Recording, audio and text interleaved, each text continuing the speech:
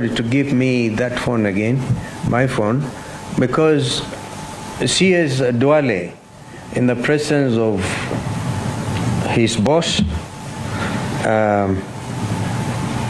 in Mandera, issued a clear fiat. He said, us in opposition should never be allowed to cross the River Tana into Garissa. And if that happens, we should be assaulted. He says this in Kisomali, we got all the interpretation. We should be assaulted. We should never be allowed to go into northern Kenya, as if that territory belongs to Duale. We must remind him that Wajir, Garissa, Mandera are part and parcel of the Kenyan territory. Mwingi is part of the Kenyan territory. And no amount of tribal talk will now divide these two communities.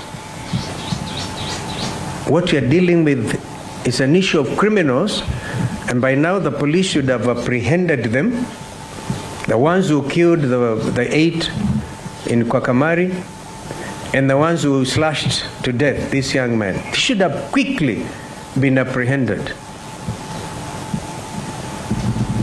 Now I must tell C.S. Duale, even as he says we should not cross over, there are so many.